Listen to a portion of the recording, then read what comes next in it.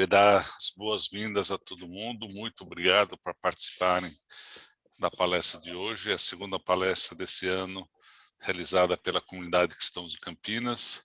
Eu queria já de início agradecer a Três Fontes por ceder para a gente o link do Zoom, para que a gente possa realizar essa palestra, e também ao nosso sacerdote Renato, que cuida da Comunidade Cristãos, por estar presente e por dividir essa palestra de hoje. Então, hoje ele vai estar falando dos encontros com Cristo ressuscitado. A gente agradece a participação de todas. Para quem quiser participar, nós temos um WhatsApp da Comunidade Cristãos de Campinas, onde a gente divulga os nossos eventos, e também a gente está associado com São Paulo, claro, e lá tem todos os eventos da Comunidade Campinas, estão lá também, então, através do site da Comunidade de São Paulo, vocês podem pegar. Essa palestra, para quem puder contribuir para essa palestra, a gente agradece também. Que isso ajuda a Comunidade Cristãos de Campinas, que tem um movimento aqui para que a gente gostaria cada vez mais nutrir e fortalecer para um dia, quem sabe, a gente ter a nossa igreja também em Campinas. Então, sem mais demoras, boas-vindas ao Renato, muito obrigado pela palestra de hoje, e passo a palavra para ele. Muito bom. Boa noite a todos. É uma alegria, né, a gente poder ver esse círculo ampliado da Comunidade Cristãos de Campinas. Quando eu visito Campinas, claro, ano passado tivemos muito poucas visitas, né, pela pandemia, ou praticamente nenhuma, só no início do ano, e esse ano decidimos, então, fazer esse esquema, até para a gente estar mais próximos, né, da Comunidade de Campinas, e a partir daí abrir para todos os interessados, e aqui vendo os rostos ou os nomes que conheço, sei que a comunidade teve a visita de muitos amigos de outras cidades, até bem distantes daqui de Campinas e de Botucatu. É uma alegria estar com todos vocês aqui. A ideia, amigos, era nós conversarmos, né, sobre o que nos evangelhos, o que os evangelhos trazem para nós de relatos de pessoas, de grupos de pessoas, dos discípulos e outros, que vivenciaram o ressuscitado, né? O Cristo ressuscitado. E eu, durante toda a minha vida, sempre fiz questão de falar, e talvez muitos de vocês sejam testemunhas disso, e me permitam a repetição e repetição dessa mesma mensagem que vou dizer agora, mas é aquele tipo de situação que é bom a gente falar muitas vezes, né? Páscoa são 40 dias. Justamente porque às vezes fica muito forte, né, o domingo de Páscoa e a ceia na família e os festejos do domingo de Páscoa, quando acontece, porque já é uma festa que não é uma festa obrigatória, né, nem todas as pessoas já celebram, pelo menos do ponto de vista religioso, a Páscoa. Ainda mais agora, para nós cristãos, para os que de alguma forma tentam, né, se esforçam para viver algo do impulso do cristianismo, também não é fácil manter isso na consciência. Páscoa são 40 dias. E a gente tem... É claro que essa alegria da Páscoa, ou essa mensagem da Páscoa, ela em qualquer momento do ano pode ser vivenciada, revivida. Mas o que o texto do Novo Testamento traz para a gente é que entre o domingo de Páscoa e o dia da Ascensão passaram 40 dias. E principalmente o Atos dos Apóstolos é o que nos dá mais informações sobre isso, né? Que esse período, os evangelhos também, o final dos evangelhos, é que nesse período desses 40 dias, Cristo apareceu. Perdão, o microfone caiu. Então, durante esses 40 dias, né, o que os evangelhos e o Atos dos Apóstolos relatam para a gente é que houve, além dos discípulos, várias pessoas que vivenciaram o ressuscitado, o viram, o tocaram, talvez, conversaram com ele, perceberam sensorialmente, assim nos diz o Evangelho, sua presença.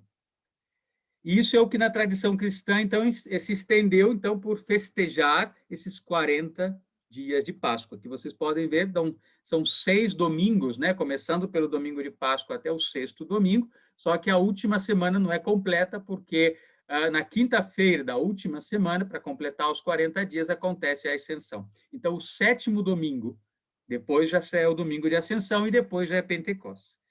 Então, o que eu imaginei trazer hoje para vocês, né, o que a gente sabe a partir dos evangelhos, é claro, é muito pouco do que aconteceu nesses 40 dias. Os evangelhos mostram para a gente apenas alguns momentos, alguns fragmentos desses encontros. E eles estão espalhados nos 4 evangelhos e no Atos dos Apóstolos. E é isso que eu tentei ordenar aqui e tentar pegar uma qualidade de cada um deles. Cada um é típico, é diferente, é específico por si mesmo. E, além disso, a gente não tem, e também com outras partes do Evangelho, a gente não tem uma coisa tão sistemática, né, que a gente possa dizer, olha, eles aconteceram nesta ordem, porque alguns são relatados exclusivamente por um evangelista apenas. A maioria deles aparece em Lucas e não aparece nos outros, aparece em João e não aparece nos outros, e assim por diante. Então, cada evangelista, além de uma cena comum, que eu vou mencionar depois, que todos mencionam, a maioria deles não fala desses outros encontros, dessas outras aparições, o que torna ainda para nós mais difícil, né, um desafio, imaginar como isso aí aconteceu no tempo. E foi uma tentativa, então, que eu fiz aqui. Tem alguns pontos de vista bastante simples e lógicos para criar essa ordem, mas tem alguns deles que a gente não tem muitas certezas. Pode ter sido um antes do outro, a ordem pode ter sido invertida, depois eu menciono isso para vocês. Mas, ainda assim, eu creio que não altera, não é um grande problema olhá-los de alguma forma nessa ordem que eu vou apresentar aqui para vocês. E, na medida do possível, vou tentar trazer, busquei um pouco na arte, algumas pinturas, né, algumas obras artísticas que tentaram retratar esses momentos. Alguns deles são muito conhecidos, outros um pouco menos. E, ao longo dessas imagens que vamos vendo, eu vou contando para vocês, eu vou relatando para vocês a passagem do Evangelho. Já adianto aqui, talvez alguém já queira perguntar, durante a palestra eu vou mencionar, olha, isso está no Evangelho, capítulo tal, mas depois, no final, eu vou mostrar um resumo, né, de todas essas aparições e os locais do Evangelho onde elas se encontram. E eu vejo aí com o Beto depois, ou como pode ser, da gente enviar para aqueles que queiram, né, não sei se por WhatsApp ou como for, pois o Beto pode esclarecer. É uma página apenas em que eu escrevi os textos, se alguém quiser guardar, porque lá eu vou colocar outra vez o evangelista, o local da passagem onde está, para depois, quem quiser fazer uma lida assim, em casa, né, e refletir sobre esses momentos, está ali. Então, vamos começar com a primeira aparição. Deixa eu colocá-la aqui.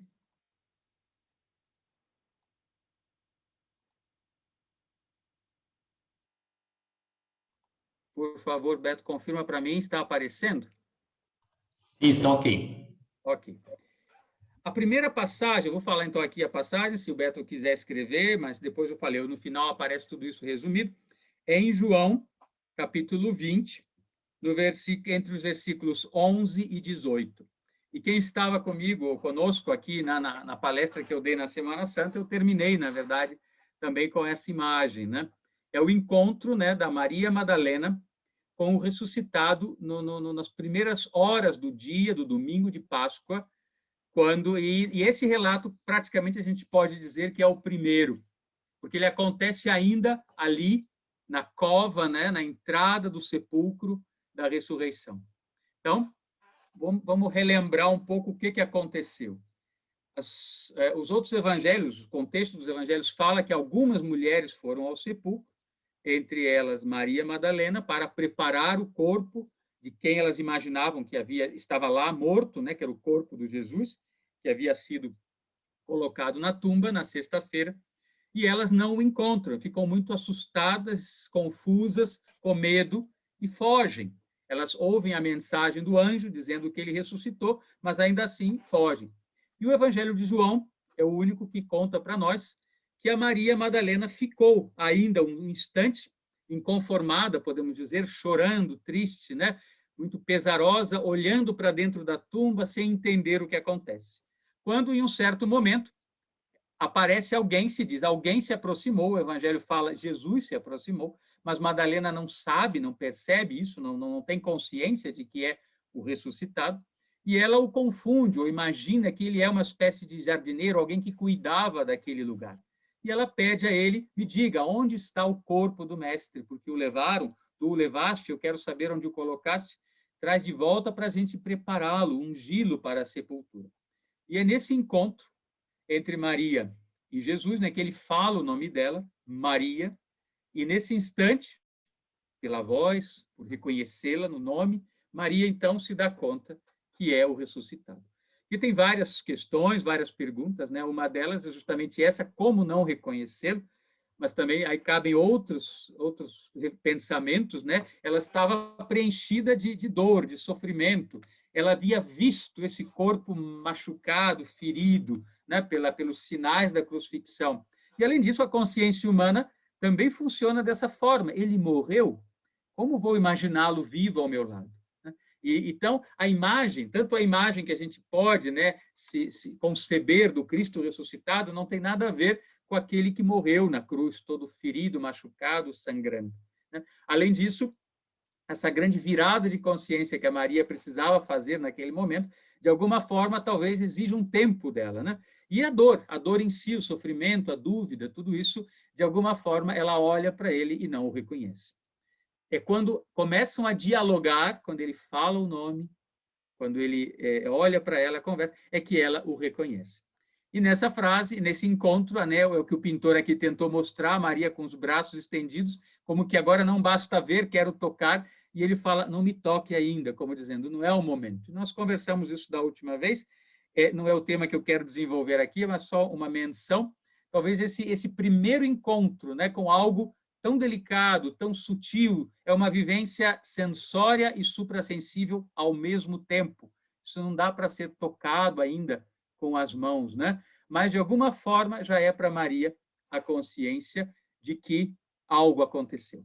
E aí, a partir daí, o Evangelho de João conta, Maria volta agora para o lugar lá onde estavam os discípulos reunidos, que é aquela sala, né, chamado cenáculo, lugar onde se encontraram pela última vez com Jesus, com Cristo, na última ceia, eles estavam lá reunidos.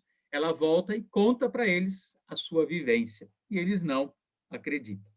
Então, aqui temos o primeiro encontro, né? A personagem com o qual esse encontro acontece é a Maria Madalena. Alguns encontros não vão ter nomes exatos dos personagens, mas aqui a gente sabe, é a Maria Madalena, e a situação aqui principal dela era essa surpresa, essa confusão, vamos dizer assim, né? Essa não compreender o que está acontecendo. E movida também, se diz, né? Ela estava chorando, movida pela dor, pelo sofrimento, digamos, arrastando ainda, carregando ainda o que era natural, o sentimento da paixão e da morte, ainda sem perceber que algo novo havia acontecido.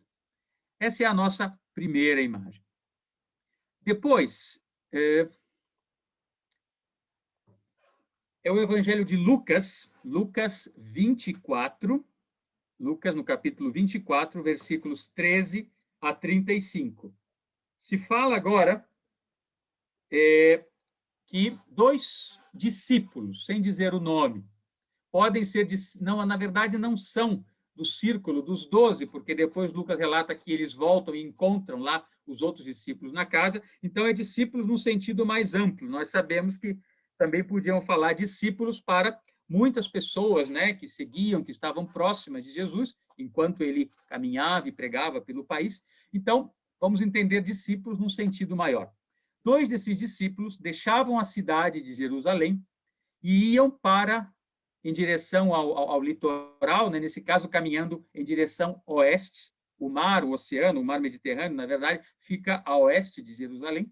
Eles iam nessa direção e dizem que iam para uma pequena aldeia próxima dali, a uns 4, 5 quilômetros da cidade de Jerusalém, chamada Emaús. E no caminho, que eu botei uma pintora moderna, uma pintora, acho que é russa ou ucraniana, que ela representa essa parte, né? Os dois discípulos vão pelo caminho e, de repente, eles percebem que atrás deles vem um desconhecido. É Cristo. Só que eles não sabem, como a Maria não sabe. Ele se aproxima e vê que os dois estão pesarosos, tristes, comentando sobre os últimos acontecimentos e pergunta, mas o que vocês estão falando?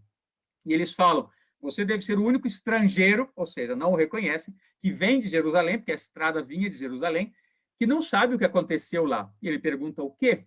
E aí eles contam que o mestre, que Jesus havia sido crucificado, que era aqueles a quem eles consideravam um grande profeta, que iria salvar o povo, né, libertar o povo de Israel. A esperança deles, de alguma forma, foi um pouco frustrada. E aí o desconhecido continua caminhando com eles em direção a Emaús e começa a dizer, mas vocês não sabiam que os profetas já anunciaram que quando o Messias viesse, começa a repetir para eles as profecias que o próprio Cristo, quer dizer, que ele próprio, né, já havia dito para os discípulos muito tempo antes, né, a sua paixão, o seu sofrimento, e que de alguma forma isso já estava até colocado em profecias de profetas que haviam vivido séculos antes, quando anteveram a chegada do Messias. Então eles vão conversando, ainda sem reconhecê-lo, e quando chegam na cidade, na entrada da cidade de Emaús, parece que o caminho se desvia, né? O estrangeiro, o desconhecido, que era o Cristo, fez menção de seguir viagem. E os dois se dirigem para tomar esse caminho que vai em direção à aldeia de Emaús. Então, os dois falam, mas como você vai seguir caminhando? Você não vai encontrar lugar para passar a noite. Venha conosco, fica conosco. A noite está chegando, pousa na nossa casa e amanhã você segue viagem. Ele agradece e entra com eles. E aqui vocês têm uma outra imagem, esse é do pintor barroco Rembrandt, uma imagem que eu acho em especial muito bonita, né, pela colorido, pelas cores cálidas, né, quentes e agradáveis. Eles falam que eles estão, claro, é muito de época, né, com certeza não era uma casa desse jeito, né, isso aqui é uma pintura de época, mas de alguma forma o Rembrandt quer mostrar esse momento. Eles entram na casa, sentam à mesa, vão fazer a refeição e oferecem ao hóspede que havia, né, de alguma forma trazido umas palavras de consolo para eles, pedem para que ele faça a oração em agradecimento àquela comida que vão compartilhar. Então, se diz, Cristo pega o pão, dá a bênção, e nesse instante, é o que o Rembrandt tenta mostrar aqui, aqueles que estavam sentados à mesa, como que seus olhos se abrem e eles reconhecem o Mestre, o Cristo ressuscitado. E ficam muito alegres, mas nesse instante a imagem desaparece para eles. O que eles fazem? Fazem todo o caminho de volta, agora na escuridão da noite, para avisar os discípulos que haviam, como as mulheres haviam dito, eles sabem disso, né? Eles ouviram falar que as primeiras mulheres que foram ao sepulcro ouviram essa notícia. E agora eles veem o Cristo. Então eles ficam muito contentes e voltam para confirmar aos discípulos que ainda estavam em dúvida e confusos de que ele havia, de fato, ressuscitado. Isso é descrito em Lucas. E chegando lá, ainda assim, os discípulos não conseguem acreditar. Já tinha o relato da Maria Madalena e das mulheres, e Maria como testemunha ocular, a primeira, e agora desses outros dois discípulos que também viram, e eles falam uma frase muito interessante, né? Na volta lá para Jerusalém, quando no caminho eles falam, não ardia o nosso coração enquanto ele falava conosco no caminho, ou seja, aquilo que o intelecto, que os olhos não reconheceram no ressuscitado, ao ouvir as palavras dele, aquele estrangeiro, né, como eles chamam, que conversava com eles no caminho, de alguma forma as palavras daquele desconhecido esquentou o coração deles, não ardia o nosso coração. E esse ardia tem algo a ver com alegria também, né? Eles estavam preenchidos com dúvida, com dor, como a Maria, mas de alguma forma algo ardeu no coração deles. Mas ainda assim não foi suficiente para eles dois, até aquele momento, de reconhecê-lo como ressuscitado. Só depois, quando ele partiu o pão. E agora estamos, então, prontos, né? Pelo relato dos evangelhos, a gente pode ver que é uma sequência, né? Estamos prontos para o encontro de Jesus com os discípulos. E esse aqui é aquilo que eu falei para vocês, é o encontro que os 4 evangelhos relatam. É o único, na verdade, deles que é relatado por todos eles. Todos os outros são separados, né? O da somente em Lucas. E agora, de forma diferente, os 4 evangelhos contam que na noite do domingo de Páscoa, na noite do domingo da ressurreição, Cristo aparece aos discípulos. E, nesse caso, são aos 11 discípulos. Judas não estava. Podem contar aqui, tá? Que então, eu vou depois, Beto, se você quiser anotar, é Mateus. 28, versículos 9 e 10. Marcos 16, versículos 14 a 18. Lucas 24, versículos 36 a 49. E João, versículo 20, 19, 23. Vou repetir. Mateus 28, 9 a 10. Marcos 16, 14 a 18. Lucas 24, 36, 49. João 20, 19, 23. Esse é o único relato dos evangelhos onde os 4 evangelistas descrevem o mesmo momento e o mesmo grupo de pessoas. Eles falam dos discípulos, dos 11 que estavam ali, né? Ou 10, aí tem uma certa dúvida, porque em João não eram 11, eram 10, então, de novo, não é igual. E se vocês olharem e lerem os quatro relatos de Mateus, Marcos, Lucas e João, eles são iguais e, ao mesmo tempo, têm pequenos detalhes de diferença. Mas o fato é que Cristo aparece aos discípulos. Ele, de alguma maneira, a primeira palavra, né, é João que traz isso para a gente, a primeira palavra que o ressuscitado fala ao aparecer aos discípulos é a paz contigo, convosco. A paz seja convosco, a paz esteja convosco. No texto original em grego é muito interessante, ele não tem um verbo, ele fala paz convosco. Eu acho bem bonito, porque isso também pode ser que a paz esteja, que a paz seja, que a paz viva em vós, que a paz nasça dentro de vós. Há muitas possibilidades de traduzir essa expressão, não é? Normalmente a gente traduz a paz seja convosco, a paz esteja convosco. Mas o Cristo fala paz convosco. É a primeira expressão, fala do Cristo para os discípulos. E aqui agora já não há dúvida, porque eles não pensam que é outra coisa. João, inclusive, dá detalhes. Eles estavam na casa, fechados, com as portas fechadas. Eu escolhi aqui uma imagem, né, que o pintor renascentista coloca quase que um cubículo sem janelas, né, só com uma porta ali, como mostrando esse aspecto. Eles estavam dentro. Não tem dúvida agora de com quem eles estão falando. Cristo lhes mostra as mãos e o lado, os lugares, né, onde haviam deixado os sinais da crucifixão. Então, eles já o reconhecem.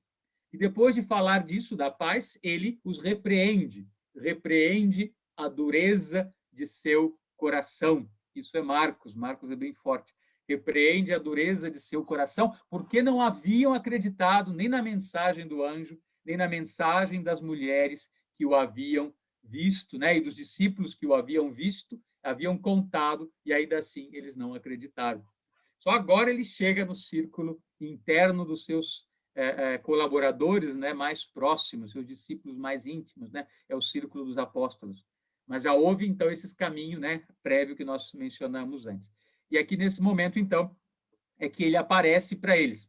Lucas, inclusive, eu acho que vale muito a pena a gente olhar a descrição do encontro do ressuscitado com o círculo dos discípulos em Lucas, todos eles, mas Lucas em especial, porque é o que dá mais informações para a gente. Ele fala, não se assustem, Lucas relata para a gente, né? Que o ressuscitado diz, não tenhais medo, eu não sou uma visão, eu não sou um fantasma. Ele usa essa expressão, porque um fantasma não pode ser visto e tocado, como dizendo, podem me tocar. E ainda assim ele fala, tendes algo de comer? E ele oferecem peixe, e ele come o peixe cozido, como para dizer, uma visão, um fantasma, uma visão espiritual, não vai tocar, não vai comer um alimento. Eu estou vivo. E esse vivo, de alguma forma, vivo também, sendo capaz de ter uma relação com o mundo dos sentidos. E esse é o tema, gente, talvez o mais bonito, o mais intenso e, ao mesmo tempo, o mais difícil na história do cristianismo, de lidar com a questão do ressuscitado, porque enquanto se fala da vivência do Cristo como uma vivência interna espiritual, e o da Madalena ainda tem essa qualidade, né? Porque ele fala, não me toque ainda, como dizendo, ela vive muito ainda na sua vivência interior, mas aqui ele já vai se aproximando de algo que é essa possibilidade da vivência do ressuscitado chegar realmente à consciência do ser humano através dos sentidos. E Lucas, como eu mencionei para vocês, é o que dá isso. Mateus também dá um detalhe, né? Quando os discípulos o viram, se ajoelharam e se agarraram aos seus pés, em sinal de veneração. Outro elemento sensorial que aparece aí também, né? Que o tocaram, de alguma forma. Se o tocaram de fato ou não, os evangelhos deixam em aberto. Agora vamos para o próximo relato. Mas o que eu queria trazer também aqui para vocês é essa possibilidade, né, de que Cristo aparece quando estão reunidos, né? Inclusive os evangelhos falam, eles estavam reunidos, em certo sentido, por medo, assustados com o que tinha acontecido, confusos, né? Haviam recebido essas informações, ele ressuscitou, ele foi visto, nós não os vimos, não sabemos, mas, ao mesmo tempo, também se diz que eles estavam reunidos, preparados para comer, para tomar a refeição. Naquele mesmo lugar, naquela mesma sala, onde, na quinta-feira da Semana Santa, eles haviam se reunido também para celebrar a última ceia, para comemorar uma refeição com Jesus. Não sabiam que era a última, Cristo sim sabia, os discípulos não tinham muita ideia do que iria acontecer. Então, aqui aparece o tema do reunir-se para comer, para a refeição, que é o centro que formou, então, em toda a vida do cristianismo, nesses 2000 anos de existência, o centro da celebração cristã, que é a Eucaristia, que não deixa de ser uma repetição desse encontro. Reunir-se em torno da mesa, o altar é uma mesa, para celebrar esta refeição com o ressuscitado. Tá? Então, esse é o contexto em que esse momento aqui aparece. E aqui também, só para deixar um detalhe, né? Ainda que o Cristo fala, minhas mãos, meu lado, né? Não sou uma visão, estou vivo, nenhum dos discípulos, vocês veem, é representado aqui como que está tocando eles, mantém uma certa distância de reverência, né? Não se aproximam, talvez estão convencidos por um lado, por outro lado, né? Naquele sentido, aquilo que a Maria falou, né? Posso tocar, não posso tocar, é o momento, é possível tocar algo assim. E agora estamos de novo em João 20, versículos 24 a 29, que é a cena muito conhecida do Tomé. Então, diferente dos outros discípulos, esse é o quarto encontro, tá? O primeiro, repetindo, Maria Madalena; o segundo, os 2 discípulos de Emaús; o terceiro é aquele relato que aparece em todos os evangelhos, mas é o mesmo. Há 4 maneiras de descrevê-lo pelos 4 evangelistas, mas se trata do mesmo relato. E agora esse só é descrito por João. Porque João diz, naquele momento que Cristo apareceu para o círculo dos apóstolos, dos discípulos, Tomé não estava. E quando os outros encontram Tomé no dia seguinte, falam, nós vimos o Senhor. E Tomé fala aquela frase célebre, né? Se eu não vir as feridas, né? As chagas de suas mãos e colocar lá o meu dedo, se eu não vir a ferida do seu lado e colocar lá minha mão, eu não posso crer.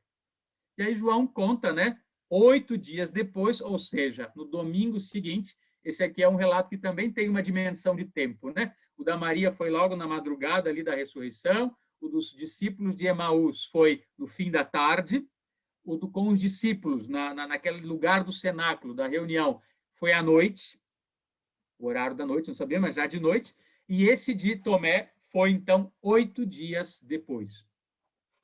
Tomé estava reunido com os 11, né, porque eram 12, Judas não estava, já tinha saído do círculo, né, tinha se suicidado, então eram 11 discípulos, estavam os 11 com Tomé. E quando eles estavam, e João faz questão de relatar isso, quando eles estavam reunidos para comer, para repartir o pão, Cristo aparece. E esse passa a ser agora uma expressão que depois no Atos dos Apóstolos vai ser repetida, na tradição cristã também, cada vez que aqueles que estão reunidos em seu nome se reúnem para partir o pão, ele está no meio deles. Então, esse é o momento. E aí agora João complementa, dizendo que o ressuscitado olha para Tomé e fala, Tomé, eis aqui a minha mão, alcança o teu dedo. Eis aqui o meu lado, alcança tua mão.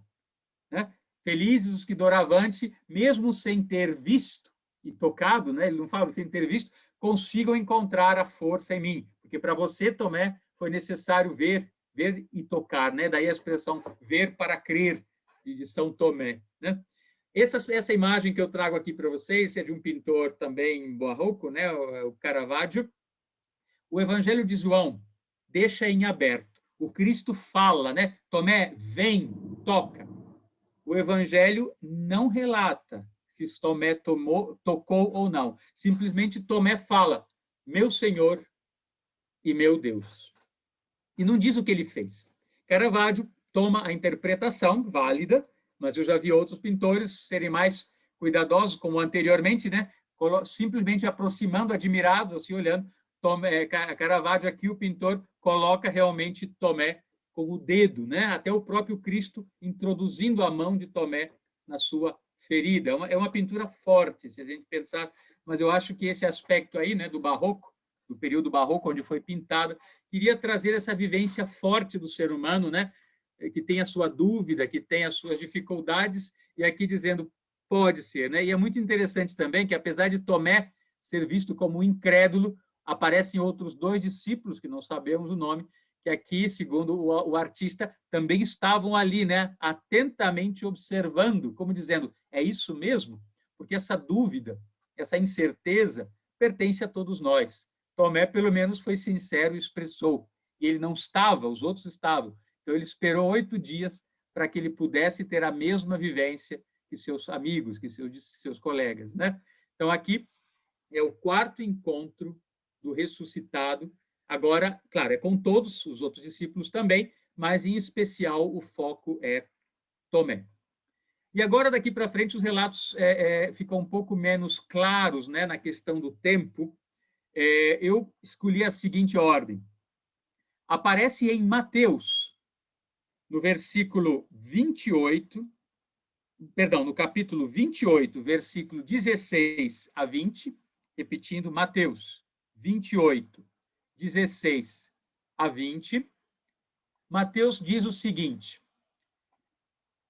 que naquele dia, naquela noite do domingo de Páscoa, quando ele apareceu a primeira vez, ele fala para os discípulos, eu vou me encontrar com vocês na Galileia, no alto de uma montanha. Isso que vocês podem talvez ver aqui, estou tentando passar o cursor, é um ícone, né, da igreja bizantina, um ícone, uma pintura cristã do Oriente, e aqui aparece um chão pedregoso, como mostrando como se eles estivessem no alto de uma montanha. Então, Mateus fala isso, né? Vão até a Galileia, no alto de uma montanha, lá eu me encontrarei com vocês.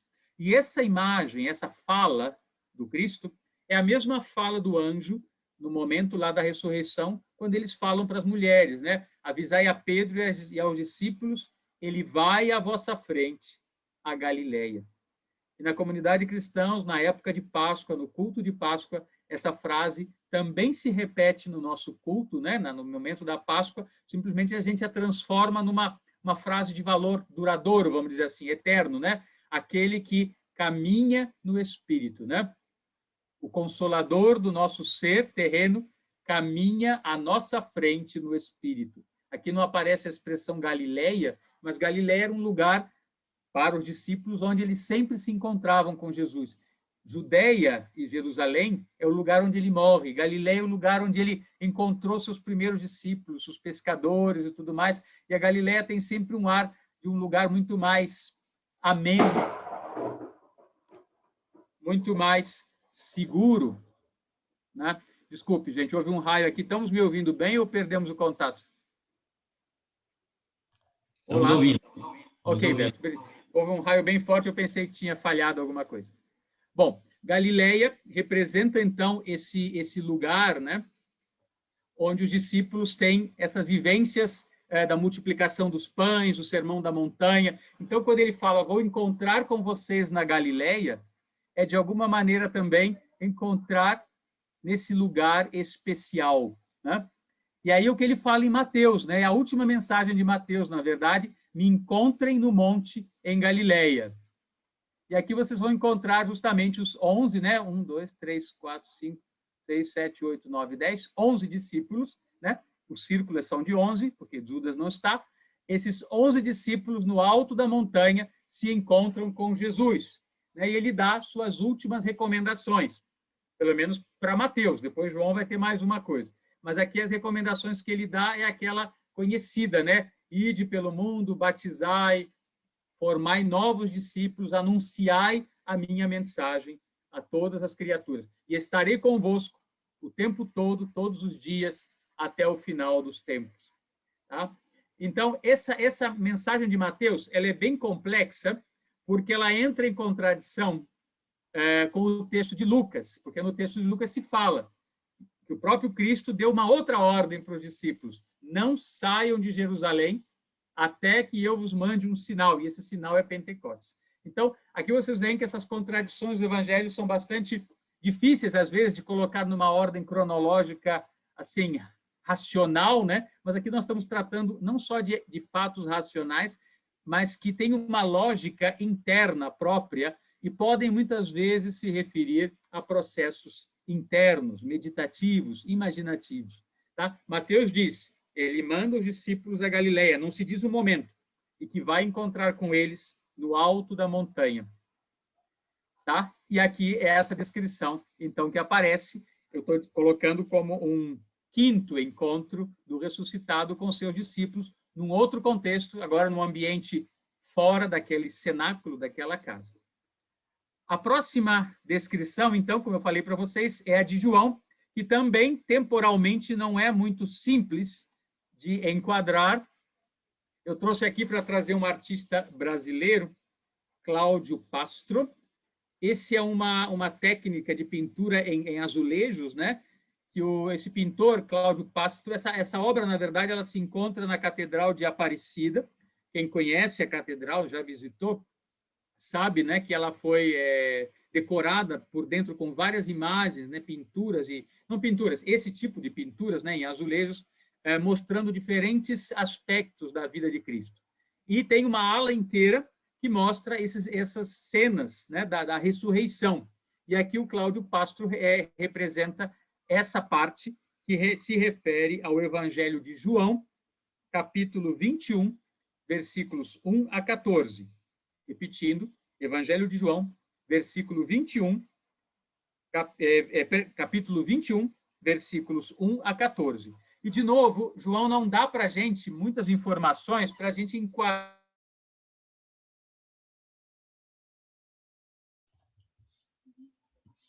Renato, você travou.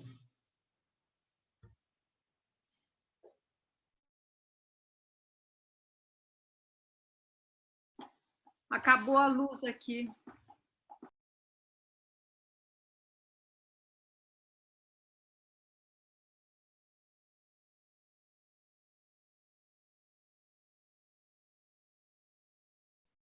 Eu acho que agora já passou um bom tempo, né? A gente já está, acho que mais 10 minutos. Então, acho que, infelizmente, a gente vai ter que provavelmente retomar essa palestra daí outro dia, né? Para ele dar continuidade e finalizar isso outro dia. A gente se desculpa, né? É um fato que a gente não estava esperando, com toda essa chuva que aparentemente está caindo lá em Botucatu. E agradecemos muito a participação de todos que puderam estar aqui hoje, e a gente vai, através dos dois sites, né? A gente tem tanto o WhatsApp da comunidade, aí o Beto colocou o número, talvez podemos colocar de novo aqui no WhatsApp o número, ou pela Comunidade Cristã São Paulo, no site da Comunidade Cristãos de São Paulo, temos a parte de Campinas, está lá também, e ali a gente vai voltar, então, a entrar em contato e divulgar a palestra dele, quando a gente retomar de novo. Não sei se alguém tem alguma dúvida, alguma pergunta, mas lamentamos pelo ocorrido hoje. Viva a chuva mesmo assim, e estava muito gostoso acompanhar. Obrigado. Foi muito bom, muito agradecido. Foi excelente. Valeu a pena mesmo sendo interrompido, viu? Muito obrigada. Obrigado. Obrigada, pessoal. Muito bom. A todos. Obrigada. Obrigada. Vamos aguardar o próximo Tchau, encontro, obrigado. então. Aguardamos todos na próxima.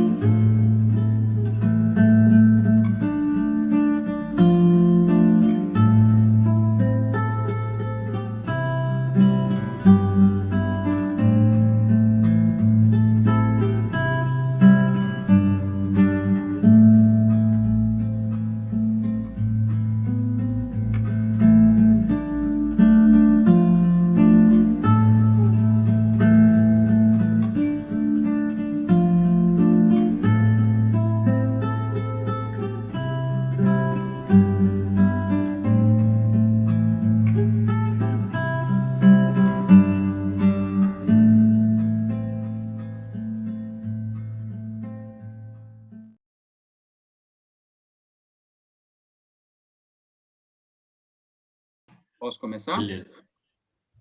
Pode ir. Bom, talvez repito aqui algumas considerações, só para a gente pegar o fio aí da gravação que ficou interrompida. Nós estávamos vendo, então, o encontro, né, que era o sexto encontro, né, que é relatado nos evangelhos, que é em João, capítulo 21, versículos 1 a 14. E esse também, como o anterior que eu tinha relatado, ele não é muito fácil de conectá-lo dentro de uma ordem cronológica. Na verdade, o anterior e esse, né, aquele último de Mateus e esse são os dois que aparentemente ficam fora de uma ordem, a gente não tem uma precisão, mas com certeza aconteceram entre o primeiro, né, e o dia do domingo da ressurreição, e a última que eu vou mencionar mais tarde, que é o último encontro, que é antes da ascensão. Então, eles ficam aí no meio, e ele tem uma outra característica, que é a seguinte, eu estava falando, então, naquele momento, eu escolhi essa imagem para trazer um artista brasileiro, Cláudio Pastro, alguém que eu admiro muito. Ele fez toda a decoração da catedral lá de Aparecida, com azulejos e pinturas, né? E aqui eu trouxe essa cena, que a descrição, então, de João é a seguinte, se fala, né? Depois que o Cristo apareceu no domingo de Páscoa, ele, 7 discípulos, se fala o nome deles, é Pedro, Natanael, Tiago, João e mais 2 outros, que não se sabe o nome, estavam na Galileia, no mar de Tiberíades, e Pedro disse, vamos pescar. E os 7 saíram no barco. Pescaram a noite inteira, tentaram pescar a noite inteira e não pescaram nada. Na aurora daquele dia, que a gente não sabe o dia, né? Não tem uma relação com um momento específico. Na aurora daquele dia, eles percebem que alguém está na margem, então a imagem é os 7 discípulos no barco, não pescaram nada, e eles olham para a margem, João fala, né, o evangelista João escreve, mais ou menos uns 200 metros, viram alguém parado na margem, que tinha um fogo, umas brasas, e peixe e pão ali, os peixes sendo assados nas brasas e pão. E esse que está na margem fala, vocês têm algo, vocês pescaram algo, dê-me algo do que vocês pescaram. E eles falam, a noite inteira tentamos e não pescamos. E aí, aquele que está na margem, que é o Cristo, né, fala assim, joguem a rede do lado direito. Eles jogam e aí percebem que a rede fica cheia. Entre esse conversar com esse desconhecido e jogar a rede, o apóstolo João, que está no barco, fala para Pedro, é o Senhor. E aí o Pedro, sanguíneo, intempestuoso, como sempre é, né, de tomar atitudes no momento, o que o Pedro faz? Coloca a sua túnica, se diz, ele estava sem roupa, talvez só com a roupa de baixo, não sei, e estava pescando, coloca a sua túnica, se joga na água e vai ao encontro daquela pessoa. Os outros carregam a rede, puxam a rede e trazem o barco até a margem. E aí, realmente, todos já sabem que é o Cristo que está ali, e o interessante é essa imagem, né? Ele tem peixe já preparado nas brasas, mas ainda assim ele pede daquilo que eles pescaram. E aí se fala que eles se reúnem e comem peixe e pão.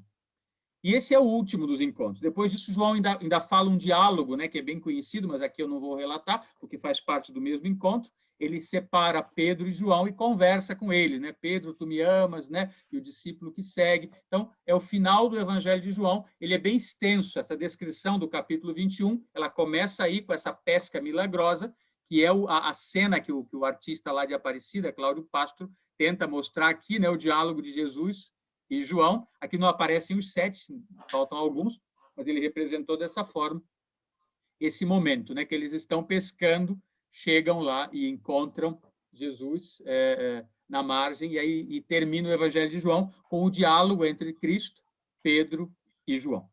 Então, esse é o 6º encontro. O 7º encontro, na verdade, já leva a gente para a próxima festa cristã, né, que é a Ascensão, mas não deixa de ser um encontro. Ele é mencionado em Marcos e Lucas, mas a descrição do fato acontece no Atos dos Apóstolos. É Atos dos Apóstolos, 1º capítulo, versículos 6 a 14. Então se fala, né? Cristo reúne os discípulos e os conduz para fora da cidade de Jerusalém, até o Monte das Oliveiras. Em cima do Monte das Oliveiras, é o que essa quadra aqui está representando, é de novo o pintor Rembrandt, ele começa a ser erguido aos céus, e aí ele dá uma recomendação, que a gente já falou dela antes, ela já foi mencionada antes em Mateus.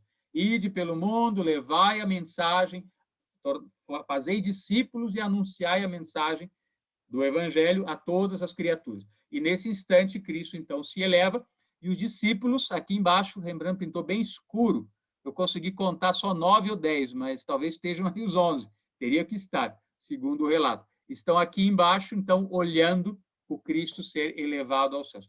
E esse é o último relato, porque, na verdade, de alguma forma, fecha, né? Vivências do Cristo ressuscitado aparecem depois. Um exemplo é o Paulo, né? O apóstolo Paulo, que o vivencia muito tempo mais tarde, meses mais tarde, mas aí já ganha um outro caráter. Nesses 40 dias, que é desde o domingo de Páscoa até a Ascensão, esses são todos os relatos que aparecem, e vocês viram que, curiosamente, assim, dão 7 encontros. Relembrando Maria Madalena na manhã, Emaús na tarde daquele mesmo domingo de Páscoa, o encontro no cenáculo, que é descrito pelos 4 evangelistas naquela sala lá onde eles fizeram a última ceia. O quinto é naquele mesmo lugar também, mas com a presença de Tomé, que não estava, o quarto, perdão, não estava Tomé naquele momento. O quinto é numa montanha que a gente não sabe exatamente onde, na Galileia, que Cristo pediu para os discípulos. O sexto é a pesca milagrosa, descrita por João, na margem do lago de Tiberíades, que também é na Galileia. E o sétimo volta para Jerusalém, e esse é um dos temas que os estudiosos falam. Não deu para eles terem ido e voltado nesses dias, mas, bom, pode ter acontecido. Mas o sétimo é a própria Ascensão, que é no 40º dia depois da ressurreição. Então, assim, a gente agora fecha pelos evangelhos, né, essa sequência, né, quem foram as pessoas, que circunstâncias se deram esses encontros e mais ou menos em que momento. Os primeiros, como eu citei para vocês, têm uma relação de tempo fácil de colocar em ordem. Com a relação da montanha lá em Mateus e da pesca milagrosa de João, fica mais difícil precisar o momento e a questão geográfica. Tem alguns autores estudiosos que dizem que não encaixa bem na questão do tempo e nas informações, né? Como Lucas disse, fiquem em Jerusalém até a Ascensão. E, aparentemente, segundo Mateus e segundo João, eles foram para Galileia. Então, isso é uma questão em aberto. Mas, de novo, os evangelhos têm essas contradições, mas que também podem ser entendidas como processos interiores, como eu falei para vocês, né? Galileia talvez não seja só a Galileia no sentido externo, né? A região Galileia, mas as vivências, né? De voltar a esse lugar que está dentro da imagem, na consciência daqueles discípulos, a maioria dos discípulos era de Galileia, nesse lugar que tem uma atmosfera bem diferente da ressecada e endurecida e desértica Judéia, onde fica Jerusalém. Então, assim, esses são os 7 encontros. E agora eu queria trazer para vocês... Beto, apareceu a imagem, que às vezes quando muda... Sim. Ok. E essa aqui que depois eu vou mandar para você em separado, não sei, né? Se as pessoas quiserem gravar ou guardar, não sei. Aqui eu coloquei, então, na coluna da esquerda, essas citações bíblicas, né? Esses lugares, essas passagens, da ordem que aparece, João, Mateus, os 4 evangelhos, de novo João, Mateus, João e Atos, né? Então, vocês veem que João, Mateus, eles se alternam, né, nas colocações específicas. Lucas também. Marcos não tem nenhuma citação exclusiva, ou seja, que só ele menciona do ressuscitado. Essas diferentes, né, elas são mencionadas apenas nos outros evangelhos. E eu coloquei aqui do lado para a gente lembrar, né, a figura principal, Maria Madalena, os discípulos de Emaús, o cenáculo, que é o lugar da última ceia, a presença de Tomé, que não estava antes, a montanha lá na Galileia, a pesca milagrosa e o Monte das Oliveiras, que representa a Ascensão. Agora, o que eu queria talvez fazer de tudo isso um paralelo, uma aproximação, não sei, uma reflexão para a nossa época, né?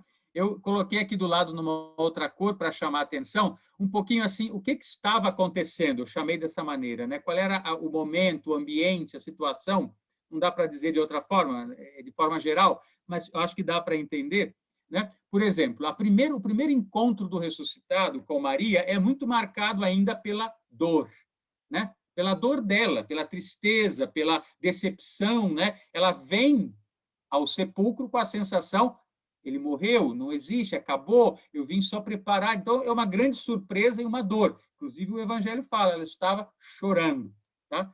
E eu acho interessante para a gente pensar, né, talvez o que eu quero mostrar com essa coluna aqui da direita, em vermelho, é um pouco isso, né? Que características de alma, que atitudes, que processos esses encontros do ressuscitado, eles se deram em circunstâncias bem diferentes uns dos outros. E talvez isso seja o que a gente possa hoje, na nossa época, usar como ferramenta, né?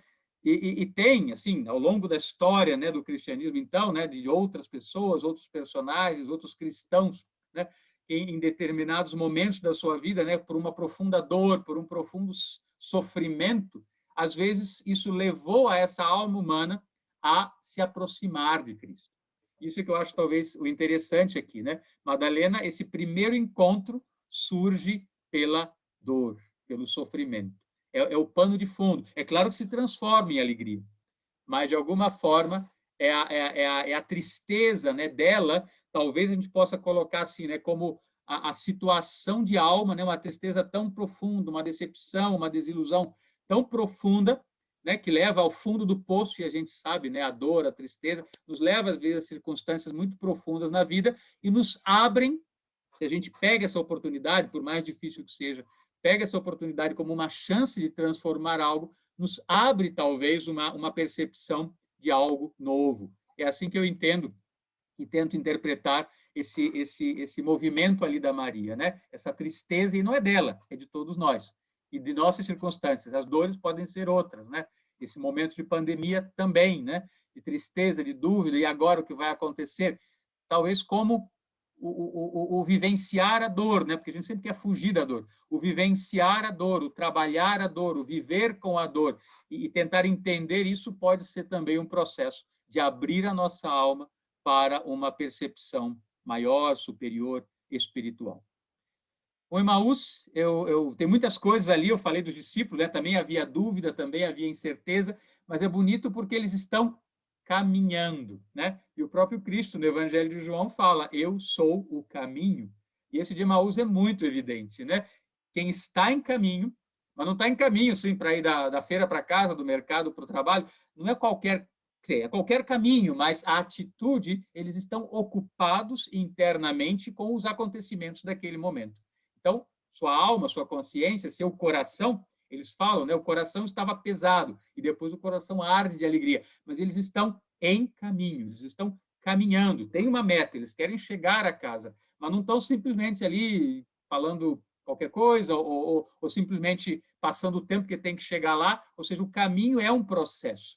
E hoje eu acho muito bonito ali que é quando estamos em caminho, encontramos aquele que diz que é o próprio caminho. Eu sou o caminho.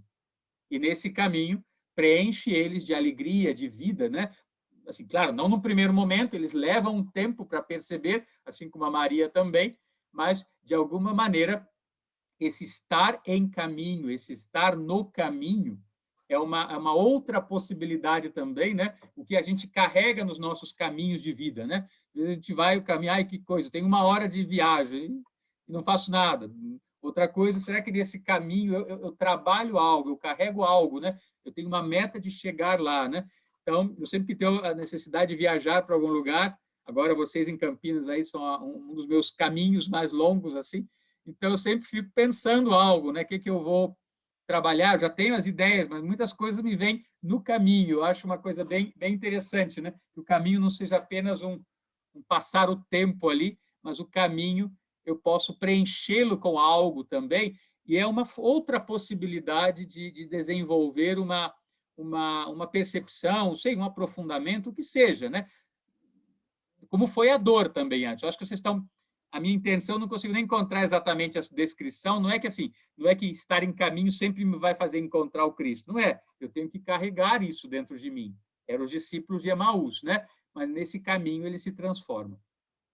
Bom, o terceiro encontro é o encontro mais clássico, digamos assim, o mais intenso, mais profundo, né? Porque é o que mais é o que de alguma maneira culmina agora não tem mais dúvida de alguma forma, é só com o Tomé, mas não tem mais dúvida a partir dali, porque até o círculo de discípulos, né, que ainda duvidava da Madalena, que duvidava dos dois aqui de Emaús, agora se abre para isso. E o que eu chamaria de característica daquele momento, né, é a questão da partilha, né? Eles estavam sentados para partir o pão, para fazer a refeição.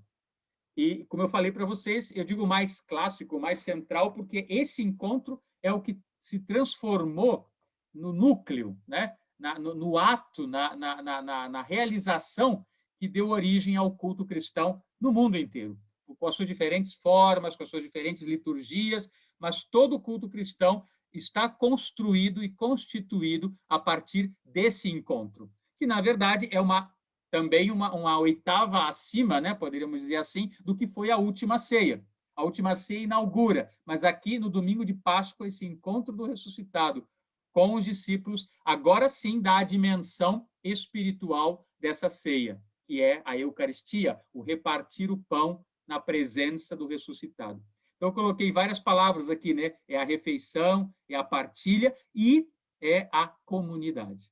É, de alguma maneira, um encontro. Claro, aqui já houve um encontro com 2, mas aqui é um encontro, já não tem mais um limite, podem ser 2, 3, 12, 20, 200, né? Não importa, podem ser mais, né? Eu acho que esse elemento comunitário aqui também é bastante importante, né? Começa com a Maria sozinha, né? Na dor a gente sempre está sozinho. No caminho, às vezes tem um companheiro de caminho, às vezes estamos sozinhos também, mas temos um companheiro de caminho.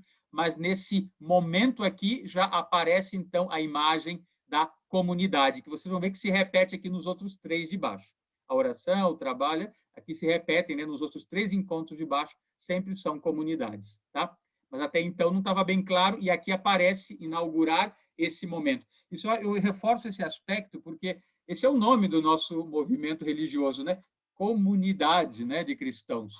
Né? Porque, assim, o cristianismo não é uma doutrina apenas de um desenvolvimento individual. Não, lê isso, estuda isso e faz o teu caminho individual. Claro que temos que fazer o nosso caminho individual, senão também a coisa não acontece.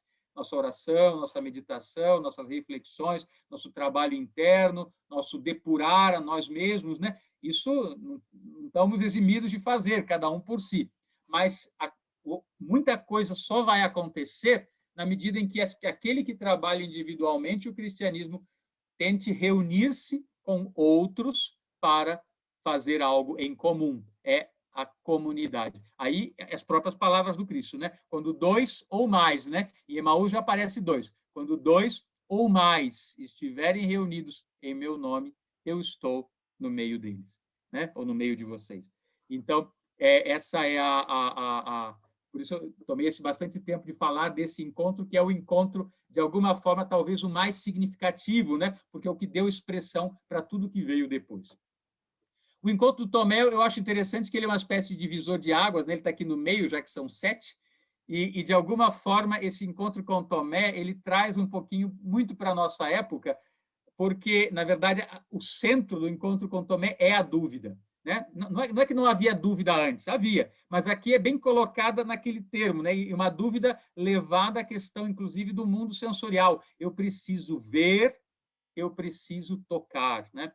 Eu ouvi alguma vez de um colega no seminário ainda, né, como aluno, e ele dizia, né, o Tomé é uma espécie de discípulo que é um arquétipo já lá no passado do homem moderno, sabe? A gente hoje tem a ciência, a gente precisa tudo tem que ser assim, através dos sentidos, senão é só subjetivo, e pior que isso, é fantasia da tua cabeça, né?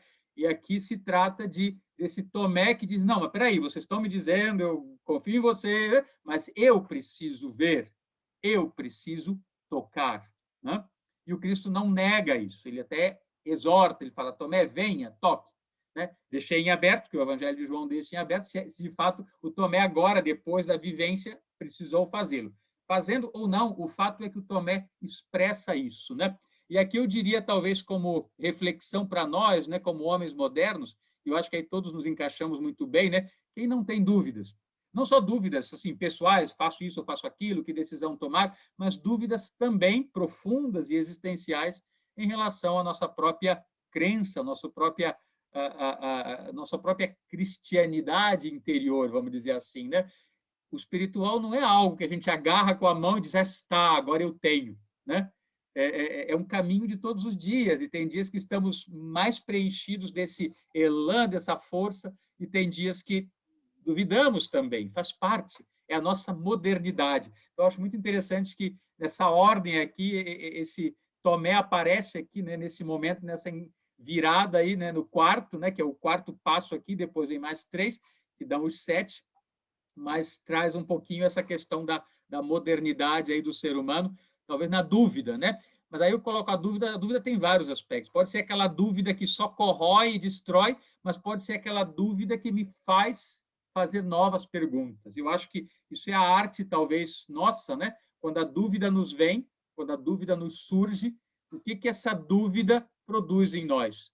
É só destruir o que a gente construiu de crenças ao longo da vida, ou essa dúvida é me fazer refletir, epa, peraí, eu acho que eu não pensei profundamente nisso, tenho que aprofundar, tenho que ir mais fundo, tenho que abrir minha consciência para entender a situação de vida de uma forma diferente. A dúvida pode ser uma chance.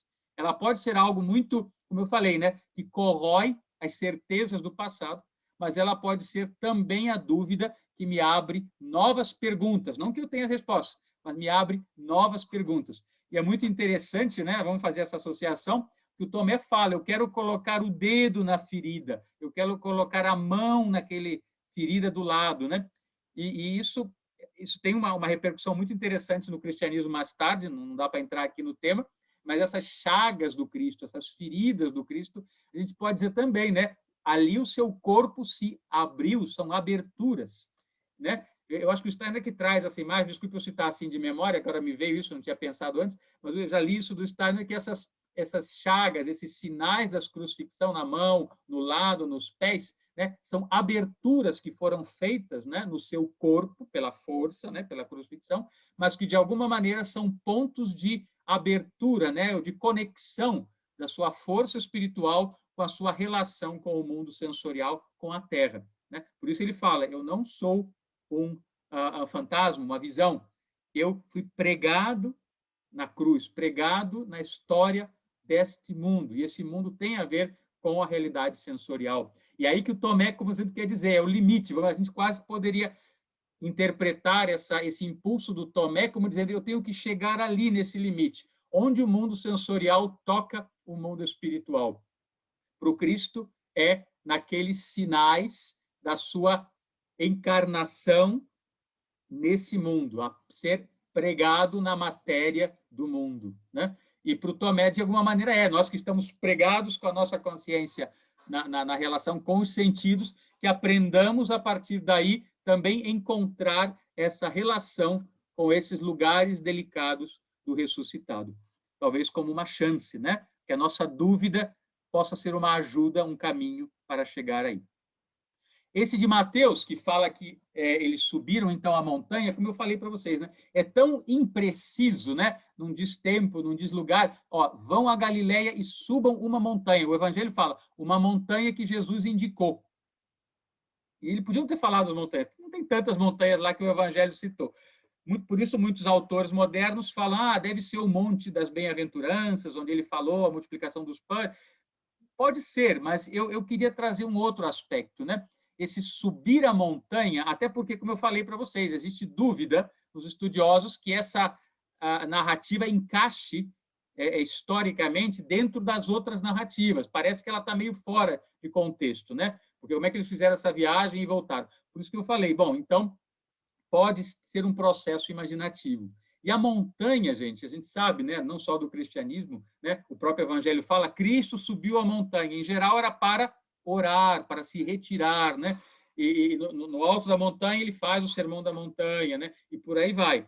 E a montanha também, em religiões orientais, até não cristãs, também falam, né? O subir a montanha, muitas vezes, era um ato exterior para conseguir fazer uma elevação interior. Então, hoje, a nossa montanha não precisa ser uma montanha externa, né? Mas aqui fica a imagem que eu falei para vocês desse processo de elevar-se no espiritual. Subir a montanha, como Cristo falou, né? Assim como Galileia, né? É uma imagem, não é apenas um lugar físico para os discípulos, né? Esse ambiente que aconteceu na Galileia, eles carregam essa Galileia na alma. E agora eles vão se elevar lá nessa Galileia ao âmbito da montanha, onde acontece, né, uma relação diferente, onde o ser humano sai do vale do dia a dia, do mundo sensorial, que é a questão do Tomé lá, né? preciso ver e crer, mas eu internamente posso me elevar, buscar essa montanha, e Mateus é bem direto, ele fala, eles foram lá, subiram a montanha, o Cristo apareceu e já deu as instruções, né? Começa a conversar com eles. Quando eles se elevam na montanha, Cristo começa a conversar com eles. E aparece uma observação, alguns ainda tinham dúvida, olha que a questão do Tomé agora permanece nos outros, né? E aqui eu queria trazer, talvez, modernamente dizendo, né? Vocês conhecem, muitos de vocês trabalham anos, né, ligados ao cristianismo, mas também ligados à antroposofia, os mantras e tudo. A gente duvida de vez em quando, a gente faz a nossa meditação, que é subir a montanha, a gente faz a nossa oração, às vezes tem um momento que você diz, nossa, cheguei lá, estou próximo de algo, quase que começo a dialogar internamente com algo, mas às vezes esse diálogo não é da mesma qualidade, né? Então isso também acontece aqui no grupo dos discípulos, né? Esse Tomé, não vamos culpar só o Tomé, todos eles sobem a montanha, têm essa qualidade, fizeram esse exercício, subiram a montanha com Cristo, e agora o Cristo mesmo pede, subam vocês a montanha. Só para fazer um parênteses aqui na imagem, na comunidade, né? Nossa comunidade de Campinas é pequenininha, a gente só tem um degrauzinho, mas na comunidade, quando a gente constrói uma igreja, em geral, a gente coloca o altar 3 degraus acima do nível onde fica os bancos das pessoas, né? E talvez não é para ficar mais alto só do ponto de vista que a voz chegue mais longe. É um pouco essa imagem aqui de Mateus. O nosso altar, ele se eleva. Então, esse subir esses degraus significa fazer também internamente esse elevar-se para ir ao encontro daquele que quer dialogar conosco. Bonito dessa imagem de Mateus, apesar de ser muito condensada, muito simples, muito poucas palavras, né? Mas ela fala isso, eles subiram a montanha e agora Cristo começou a dialogar, a conversar com eles. Por isso eu trouxe essa imagem aqui da oração, podia ser meditação, né, no sentido cristão, né, oração, ou seja, quando eu me elevo internamente e busco, né, através de um mantra, de uma oração, ou simplesmente de concentrar as minhas forças interiores para dialogar com Cristo, eu estou, eu diria, nessa situação que Mateus descreve para a gente, né? A possibilidade de abrir-se na alma um diálogo, um contato com o Cristo. A de João, que vem agora, né, a pesca milagrosa, né, é interessante porque é outra situação, eles estavam trabalhando. Né? Pedro, estão na mar, não sabe o que fazer, fala, vamos pescar. Vamos trabalhar, esse é o trabalho deles, vamos pescar. E não é diferente, eu acho importante trazer aqui o detalhe, né? Não estou cansado, vamos pescar para distrair. O pescar hoje, para muitas pessoas, tem essa coisa. Estou cansado, vamos pescar, não é para descontrair, para relaxar. Não, aqueles eram pescadores. O dizer vamos pescar significa vamos trabalhar, vamos trabalhar. Não é só oração, meditação, tristeza, dúvida, tudo que já passou aqui, vamos trabalhar. E no trabalho, ainda que o trabalho não tenha sido produtivo, pescar, não conseguiram nada, né? Mas do trabalho, no esforço, de repente eles percebem, opa, tem alguém lá na margem que está olhando para a gente.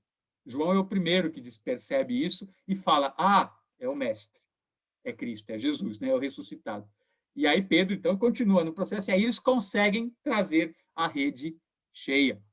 Essa imagem eu acho muito... Assim, tem outras implicações, como todas elas, né, podem ser vistas de outros lados, mas eu quis trazer essa imagem aqui, né, porque eu acho que também é bem importante, gente. Quem de nós, né, quem de nós nas relações de trabalho, na vida, também não tem dúvidas, dificuldades, o trabalho não flui, o trabalho não acontece, a gente faz e tudo dá errado, faz parte, não é verdade? Joga a rede a vida inteira, não pesca nada, né? É a coisa. Mas no trabalho, o ser humano que coloca o trabalho como algo sagrado. Isso é algo interessante também, que o trabalho no Gênesis, no início lá, né? Comerás o pão com o suor do teu rosto. No Antigo Testamento, o trabalho ganhou muito uma característica de castigo, de necessidade, de punição. Olha, você, ser humano, né? Que não pôde lidar com o paraíso, que não precisava trabalhar, estendia a mão e comia do paraíso, agora vai trabalhar, para comer tem que suar, né? Tem que sofrer.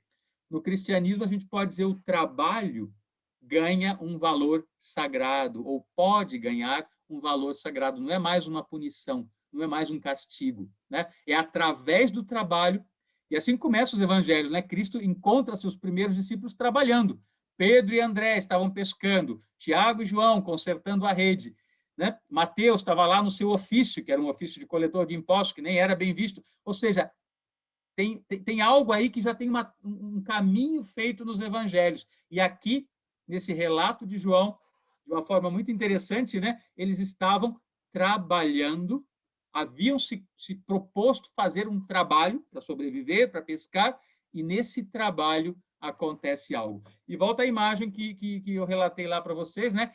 Cristo pede, você me deem algo de comer, né? Aí eles falam, não temos peixe, aí que acontece a pesca milagrosa. Mas, ao mesmo tempo, eles, quando chegam, já percebem, ele já tinha peixe.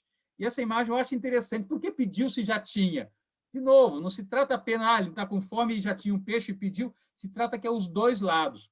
Assim como o ser humano tem que fazer o esforço de pescar o seu próprio peixe, né? Ainda que não conseguiu, etc., teve essa inspiração, né? Joga do outro lado. Mas é o ser humano que tem que arrastar essa rede de peixes, ao mesmo tempo o ressuscitado já traz algo desse peixe. Ele tem um peixe, mas parece que precisa os dois lados. Assim como ele quer que os pescadores, né, seus discípulos, tragam peixes, ele também já oferece peixe. E aqui a imagem do peixe é bem interessante, porque ela já apareceu lá no Evangelho de Lucas, né, eu contei para vocês, que ele pede alimento, e o primeiro alimento que lhe dão é peixe. E aqui aparece de volta, né? Os pescadores trazem a rede com tantos peixes e o ressuscitado já tinha preparado um peixe nas brasas. O trabalho, né? No trabalho, nas dificuldades do trabalho, nos esforços que a gente tem ao lidar com as nossas tarefas do dia a dia, também como um caminho para aprender, aprofundar e buscar uma relação com o espiritual, e contexto aqui geral, com o Cristo. E o último deles é a ascensão, e talvez não fique tão clara a imagem, mas eu vou ter que esclarecer um pouco mais, né? Porque simplesmente o Evangelho de Lucas, né, e Marcos também menciona, mas no Ato dos Apóstolos eles falam isso, né? Cristo se reuniu com os discípulos, foram para o lado de fora, subiram a montanha, que era o Monte das Oliveiras, ele ascendeu aos céus, e aí no final falam, e eles voltaram alegres para Jerusalém, que o Monte das Oliveiras está em frente, né? Eles voltaram para a cidade. E aqui eu trouxe essa imagem aqui da alegria, né? Quase que fazendo um pendão oposto ao início lá, que é a dor, né? Na alegria.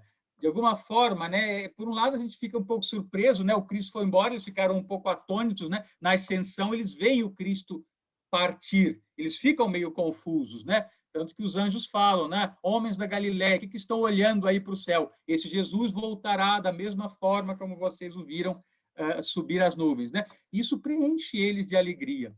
E alegria também é uma maneira, gente, né? Uma alegria profunda, uma alegria, né, verdadeira, não uma euforia, uma superficialidade, né? De contar uma coisa só graciosa, mas que acaba ali. É uma alegria, mas é aquela alegria das crianças que se alegra ganhar um presente, que se alegra de fazer uma visita ou receber uma visita, ou aquela nossa alegria de dias de antes, né? Eu sei que algo vai acontecer e a gente guarda aquilo na alma, né? Uma alegria que tem raízes profundas em nós, né? Ou aquele estado de satisfação, vamos dizer assim também, mais que alegria, né? Não é jocosidade ou hilariedade momentânea, mas uma alegria profunda. Aqui aparece também como uma relação também com o Cristo, né? Nessa situação de alegria, né?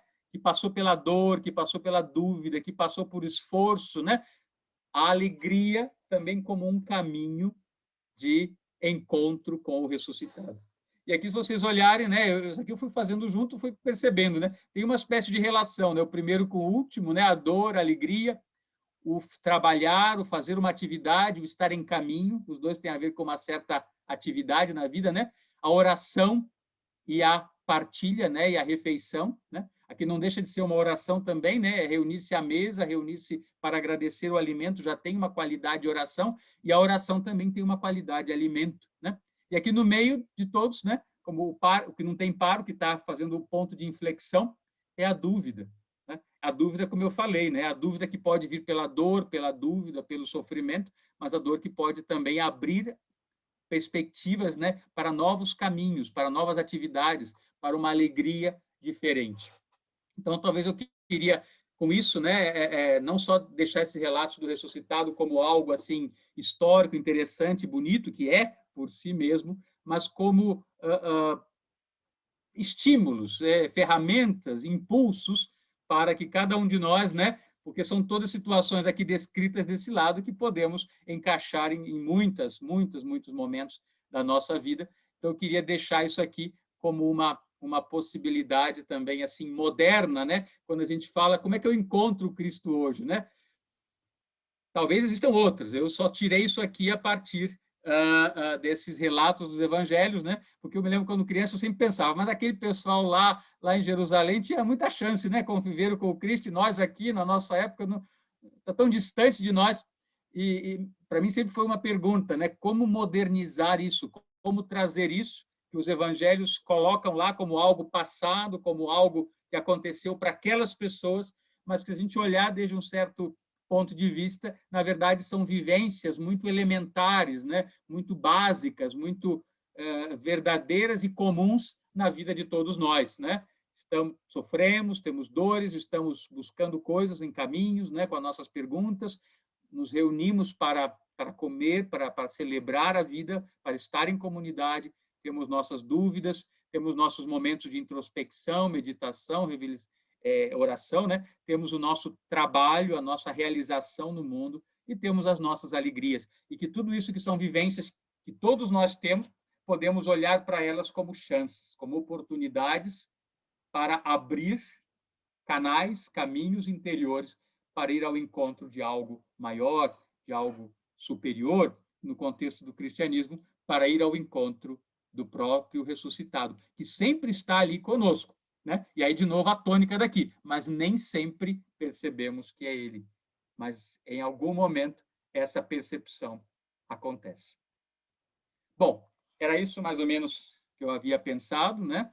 Então, podemos, assim, finalizar esse nosso encontro. Peço desculpas pela falha técnica aí, que foi pelo mau tempo e falta de luz, mas espero que os que assistam essa palestra agora, a finalização dela, possam fazer o link, então, com a anterior, que era o que estávamos no momento em que fomos interrompidos, e aqui a gente, eu acho que pôde finalizar. Muito obrigado a todos, muito obrigado ao Grupo de Campinas, muito obrigado aos que auxiliaram tecnicamente, e a todos vocês aí que diferentes cidades participaram conosco desse encontro, e no tempo devido, vamos fazer a nova divulgação, já estamos conversando para ser um pouco com mais tempo e tudo, para que possa acontecer, e torcer para que no mês de maio não tenhamos tempestades que nos interrompam dessa forma. Gente, muito obrigado e uma Obrigado, boa Renato.